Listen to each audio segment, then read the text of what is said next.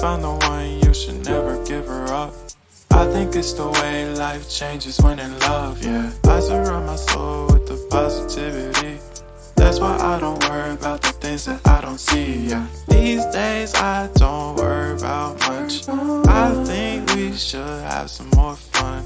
I still dream about the days when we were young.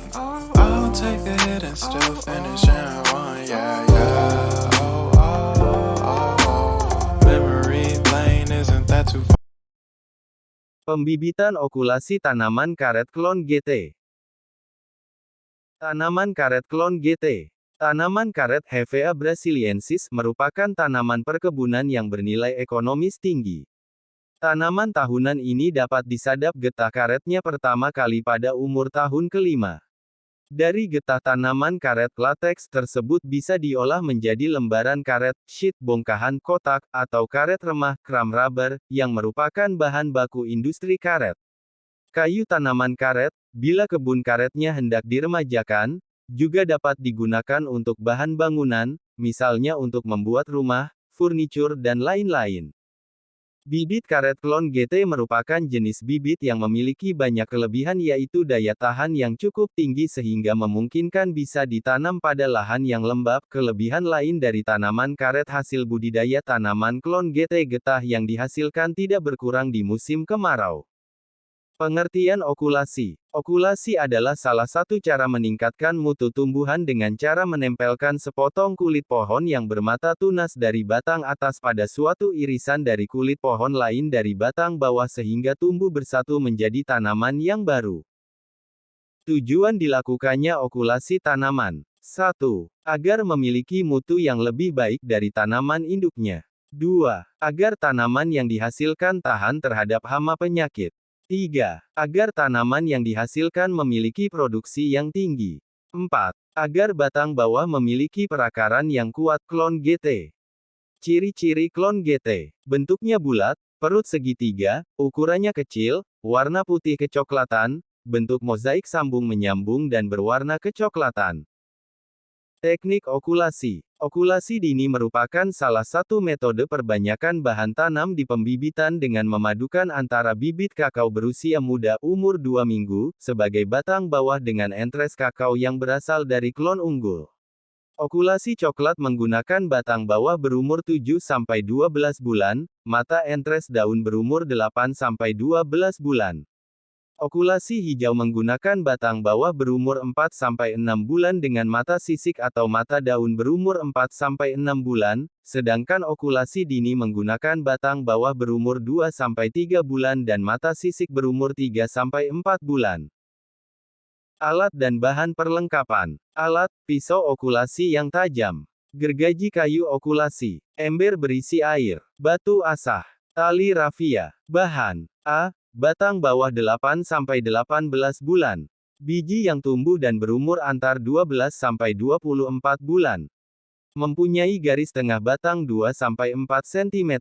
B. Kayu okulasi. Umur berkisar 18-20 bulan, tumbuh harus lurus ke atas, kulit kayu berwarna coklat dan diameter 2-4 cm. Teknik okulasi tanaman karet yang dipakai yaitu teknik okulasi hijau. 1.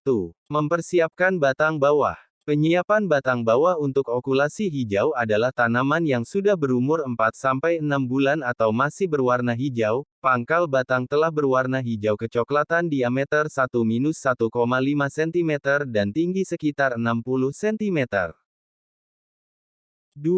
Menyiapkan batang entres. Memotong kayu entres di atas karangan mata pada ketinggian 90 cm, pemotongan ini dilakukan pada kayu entres yang telah berumur 1 tahun atau lebih. Tunas-tunas yang berumur 2-4 bulan setelah pemangkasan dapat digunakan sebagai kayu entres. 3. Membuat jendela okulasi menurut Anonim, 2010, membuat jendela okulasi dilakukan cara. Jendela buka bawah. Jendela buka atas. 4. Mengambil perisai mata entres. Pembuatan perisai mata entres dilakukan dengan cara memotong sekeliling mata tunas menurut ukuran jendela okulasi yang telah disiapkan, Kemudian irislah mata tunas beserta perisainya dari kayu entres tadi, kemudian buka irisan tersebut, jangan sampai bakal tunasnya terlepas, rusak atau kotor. 5. Menempel dan membalutkan perisai mata entres. Menempelkan perisai mata entres dilakukan dengan cara A. Dilakukan secepat mungkin untuk menghindari kerusakan. B. Perisai mata entres tidak boleh bergeser agar kambium tidak rusak. C. Jendela buka bawah dijepitkan ke atas dan jendela buka atas dijepit ke bawah. D. Dilakukan pembalutan searah bukaan jendela dengan tali rafia atau pita plastik sebanyak 2 lilitan dan dilebihkan 2 cm dari atas dan bawah jendela agar balutan kuat dan terhindar dari masuknya air hujan. E. Dilakukan pada waktu matahari tidak terik. 6. Membuka balutan dilakukan dengan cara dengan menggunakan pisau tajam, dilakukan setelah okulasi berumur 3 minggu. B. Periksa apakah okulasi berhasil dan tetap hidup. 7. Memotong bagian atas batang bawah. A. Pemotongan dilakukan pada ketinggian 5-10 cm di atas jendela okulasi dengan sudut 45-60 derajat. B. Setelah dipotong, bekas pemotongan diolesi parafin atau ter untuk melindungi luka.